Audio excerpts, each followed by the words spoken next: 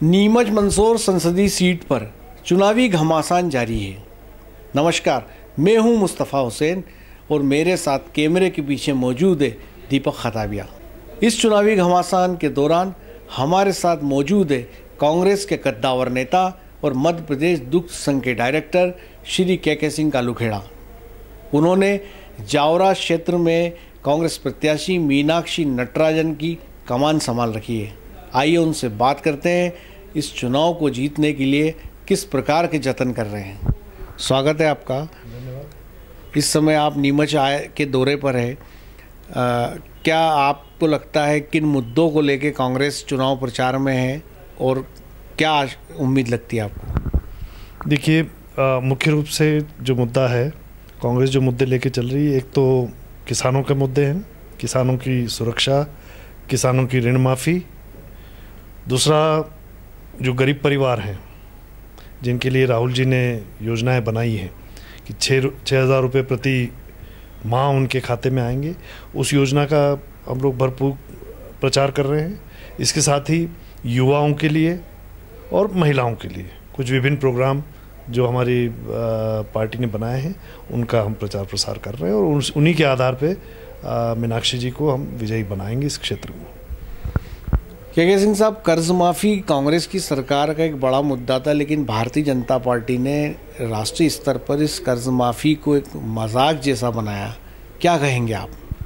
देखिए, अगर आप धरातल पे आके देखेंगे तो आज हमारे रतलाम ज़िले का मुझे मालूम है करीब 61,000 किसानों का ऋण माफ़ हो चुका है, जिसमें करीब 60 करोड़ रुपए का भुगतान हुआ है। इस प्रकार पूरे प्रदेश में कमलनाथ जी उसके लिए कटिबद्ध है और बीजेपी का तो, क्योंकि उनको तो विरोध करना है और उनके लिए ये एक गले की हड्डी सा बन रहा है, इसलिए वो तो इस तरह का भ्रामक प्रचार करेंगे इसी। और हम जब प्रचार कर रहे हैं तो प्रतिदिन किसानों को यही अवगत करा रहे हैं कि इस भ्रामक प्रचार से बचें। और यहाँ तक कि हमारे विधानसभा में जब 2 दिन मीनाक्षी जी का दौरा हुआ तो मैंने और मीनाक्षी जी ने दोनों ने मिलके गारंटी ली है कि प्रत्येक पात्र किसान का ऋण माफ़ होगा और उसके लिए हम प्रयासरत रहेंगे।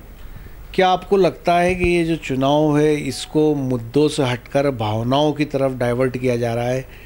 भारतीय जनता पार्टी जो है पाकिस्तान, सर्जिकल स्ट्राइक और 50 साल पुराने मामले लेके आ रही है, क्या कहेंगे आप?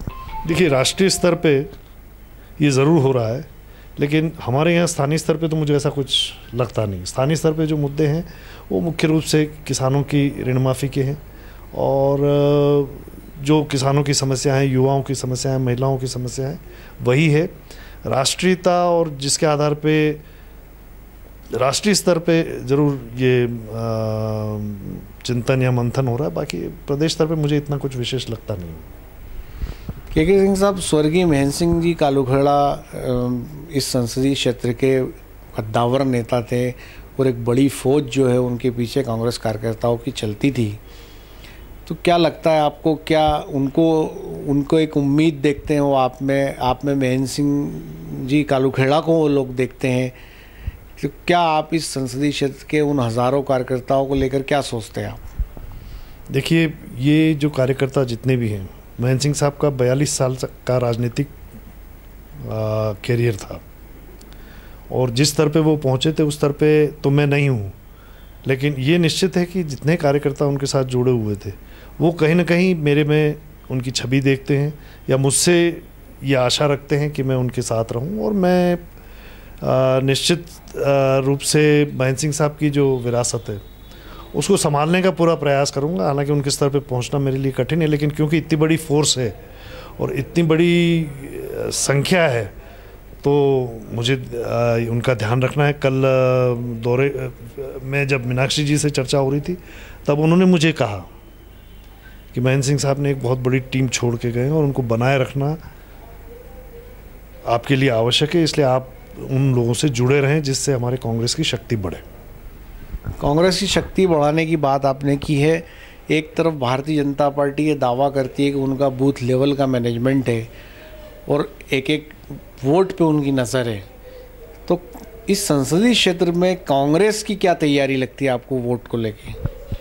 देखिए, बीजेपी 15 वर्ष से यहाँ कार्यरत थी और 15 वर्ष में जो उन्होंने राजनीतिक व्यवस्थाएं यहाँ बनाई हैं, पैसों के बल पे कार्यकर्ताओं को पैसों के बल पे विभिन्न प्रकार के ठेके देकर इतना सक्षम बना दिया है कि कांग्रेस का कार्यकर्ता थोड़ा कमज़ोर हो गया। कांग्रेस ने इतनी सच्चाई के साथ राजनीतिक सेवा करी है कि आज हर ज़िले में और हर जगह उनके कार्यालय उपलब्ध नहीं है, जबकि वो 70 साल शासन में रहे हैं।